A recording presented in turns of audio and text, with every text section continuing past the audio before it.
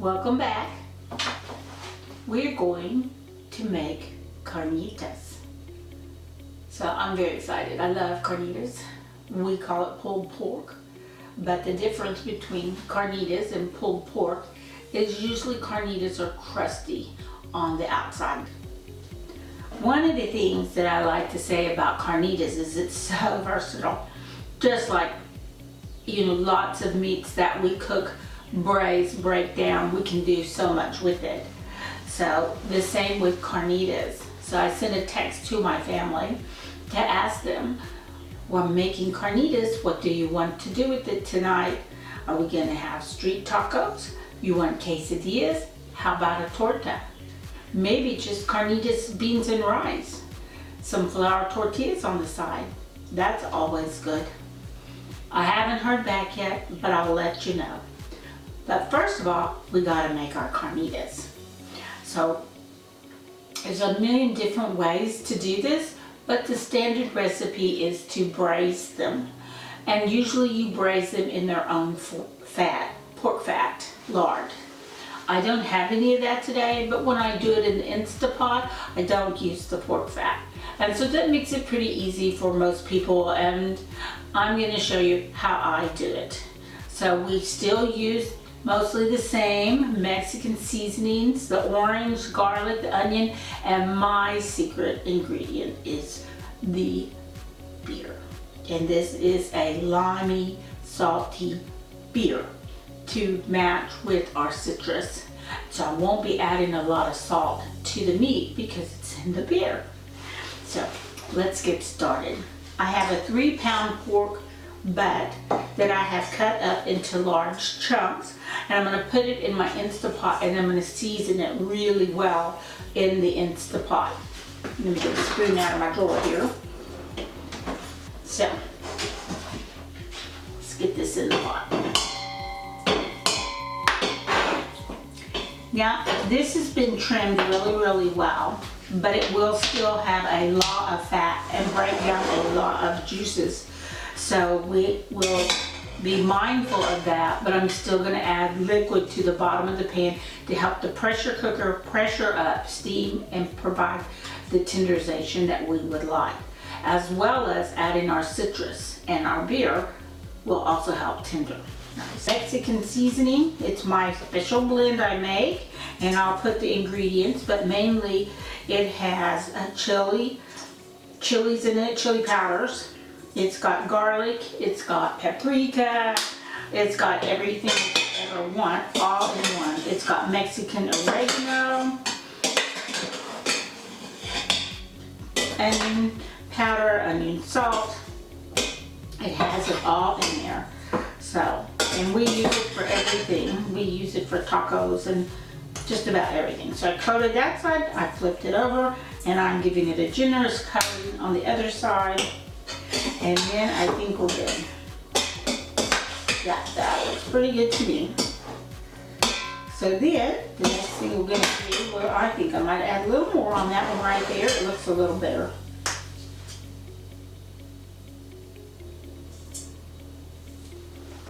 There we go. Okay.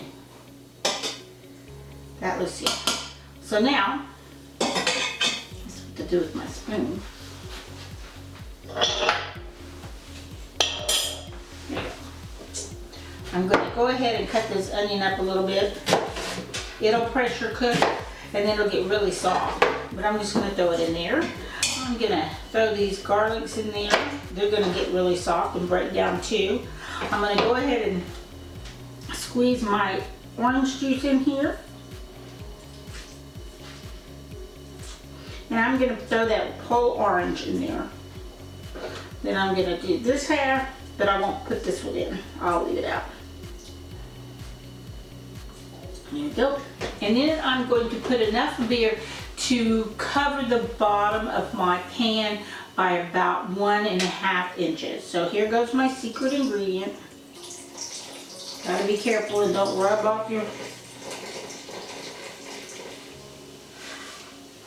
So there we go. That's all ready to go.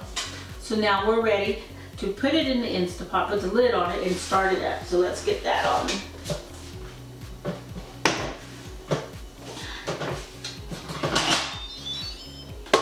Now you could put this on saute and brown them up, but we're going to brown them at the end, almost kind of reverse sear process. There we go. And line for Instapot. Get it ready to go. Make sure that all your valves are loose and ready to go, and mine are. Now I'm going to go to pressure cook, and I'm going to put it for 40 minutes. If you had a bigger roast, you could go a little longer, but I find about 40 minutes does the trick, and especially since we cut it in chunks. If I had left it whole, I might need to go up, but there we are. We got 40 minutes to go. I'll see you back here in about 20 minutes to start our pico, and I'll let you know what the results of our family decision is on what to do with these carnitas. See you then.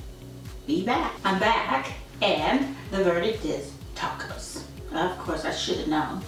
Well, you just let me know how you want to make your carnitas, and we'll do a video just for you. Do you like quesadillas? That's probably my favorite, quesadillas. So let's get started. On my pico de gallo is usually jalapenos, tomatoes, onions, garlic, and some lime juice, a little salt, and that's pretty much it. We put it in there, let it set, and let all those flavors mingle in the lime juice, and then you use it as a topping on your tacos. So that's our favorite thing to put on there. Some people like just onion and lime, and that's okay too. So here it is. Now, I have in the past cut it all up by hand, all uniform, but I have found that my family does not really care if it's all cut up uniform or not. They just like the pico all chopped up and ready to go. So I have just learned to put it in the chopper and let it go. I do pre-chop it, and I do wash it. Now the jalapenos have been cut in half and quartered, and the seeds and the ribs I did remove. Now you can do that as well. If you don't, they could be very hot.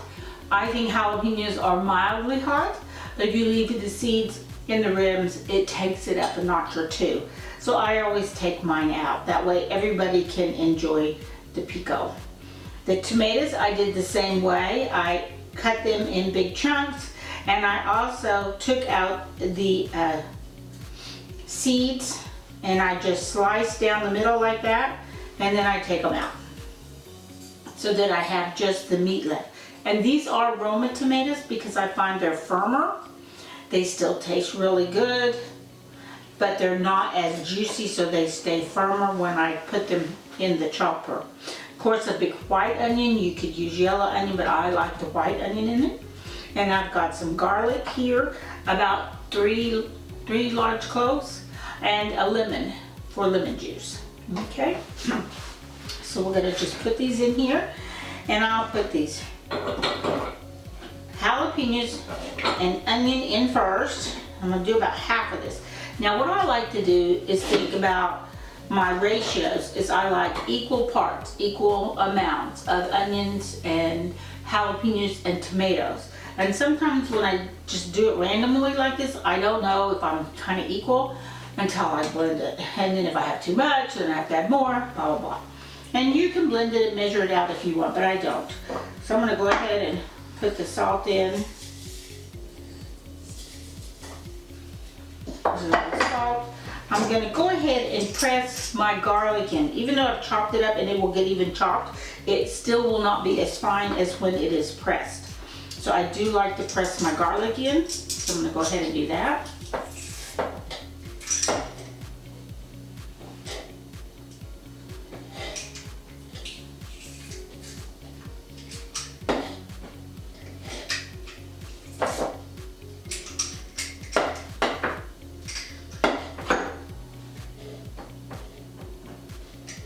I think we're on our last pieces here. Here we are. I'm going to go ahead and squeeze this lime juice in here. Oh my goodness, this does not want to squeeze. There we go. There we go. Okay. And here's this lime juice. And maybe I need 2 of these. No, there it goes. Okay. There's 1 lime. Now I'm going to pulse this and let it pulse and chop till I get it a little bit chopped, and then I can add the tomatoes in and then chop them. So, still getting used to my new chopper, but it's better and I think we're getting to be friends. I did use it a lot for Easter, so we got to go. Now I have a low, and I have a high, and I have a pulse. So I'm gonna do the pulse so I can take it slow and pulse it, and then I don't over mince it.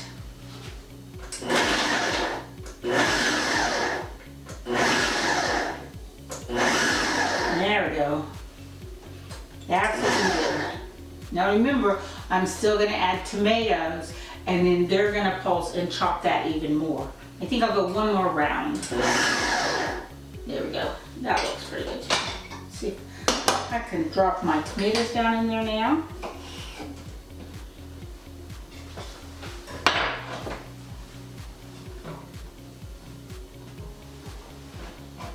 And that just makes it so easy, you know?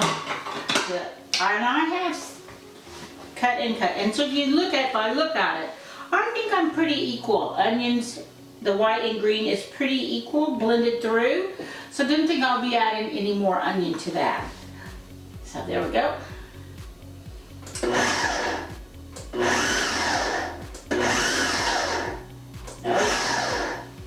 And I think we'll just put it out there. Yep. Oh yeah, that looks pretty good. Okay. Take this out.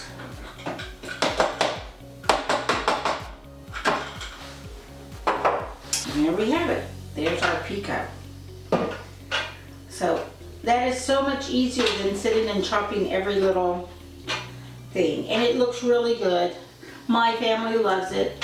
They don't care if it's perfectly little proportioned or it's done in the mixer or the chopper, I guess I should say. They just whoop it down. So all together, that was 4 to 5 jalapenos I did, by the way.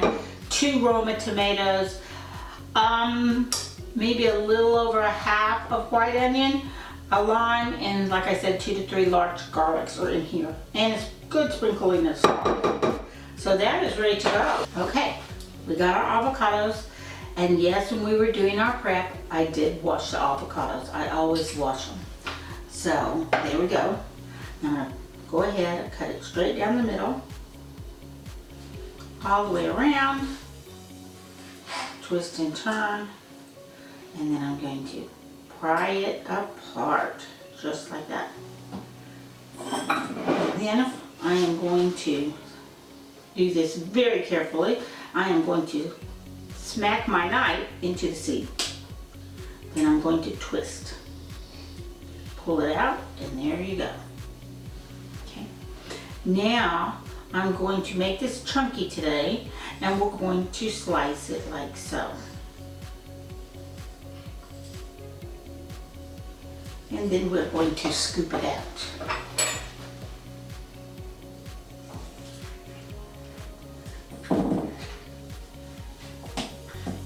Just like that.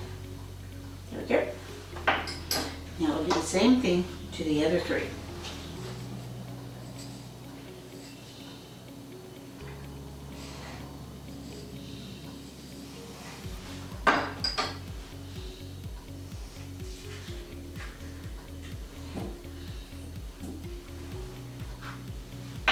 And the only way I know, and I always take the little ends off because I don't want them falling off into my guacamole. Know if my avocado is ripe is to make sure the color is all dark. The little pit, it just usually will pop out if it's ripe. and then take your thumb and press. And if it makes a slight indentation, you can feel it go down easily, then it's right. If it doesn't, it's not right. You need to put it in a dark place like a cabinet and leave it in the cabinet for a few days, 2 to 3 days. Check it. If it's not right enough, leave it a little longer. Now, again, we pull it apart. Here we have it. I'm going to hold this steady in my hand and I'm going to whack, and then I'm going to twist. Now, here's a tip for you. If you only wanted 1/2, you would save the half with the seed in it. You would take the seed, leave it in there, cover the whole thing with the lime juice or lemon juice, and put the whole thing in a Ziploc baggie and put it in the refrigerator, and it will keep in the refrigerator for you. But we're going to use it all. So again, don't you score it and scoop it. Now I think that we've made guacamole before. One time when we were making something, I don't remember, on another video. But we like guacamole and we eat it a lot, and I like it fresh. But if I can't find any fresh, then I usually go to the produce department and buy the fresh made guacamole. If you got a really good deli, they'll have fresh made guacamole there. It's on the expensive side, especially when summer gets here and avocados are so inexpensive. So there you go. Now, done. Now here we go. We got our avocado ready to go. And now I'm going to come back and grab me a good couple of tablespoons of this pico, because it's already chopped, it's ready to go. It's salted, it's got the lime, it's got everything in it that we need. The only thing it doesn't have is it doesn't have any Mexican seasoning, so I need to add a little of that.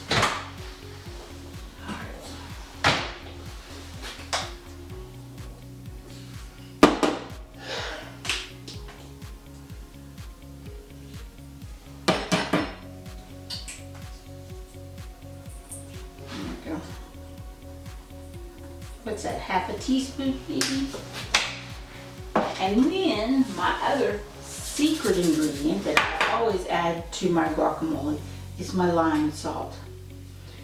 So I'm going to add a big dash of this.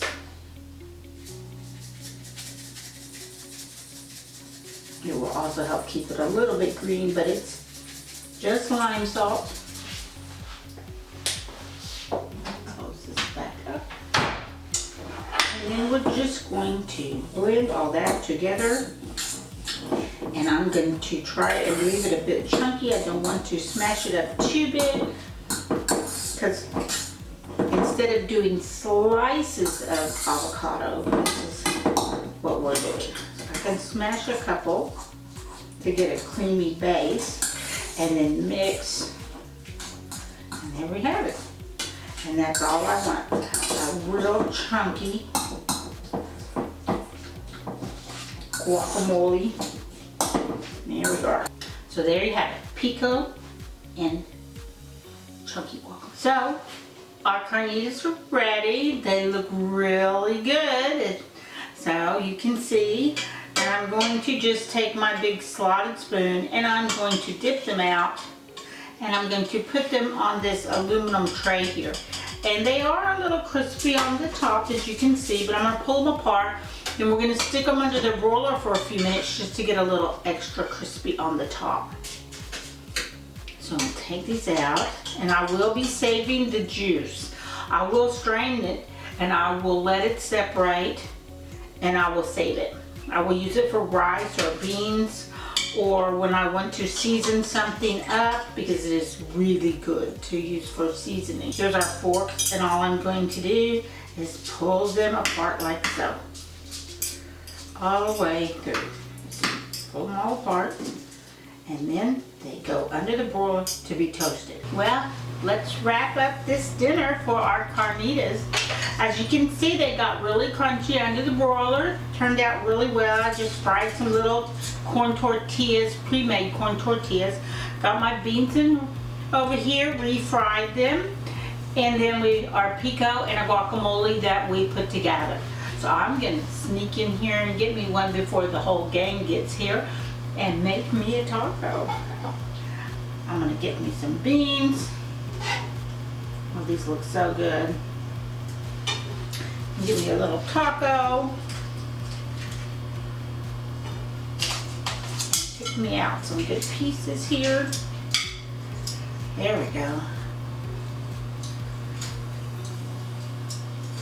And I want some pico on mine. Oh, I forgot. I put together a little tray for the girls in case they wanted it. I think I better grab it real quick. I've got some sliced jalapenos. They're fresh jalapenos, onion and cilantro. So let me get back to it so I can come over here and get me a little bit of cilantro to put on my taco. A little bit of guacamole, and I do have some chips in there, but I don't think anybody's gonna want them. There we go. And maybe I'm gonna put some pancetta cheese on everything, and a dab of sour cream right in the middle. There we go. That looks so yummy. So when you get ready to use your Instant Pot and make you some carnitas, just follow the recipe. You can do this. I know you can, and you will enjoy some carnitas. Maybe you will make quesadillas, my favorite. See you next week. Bye.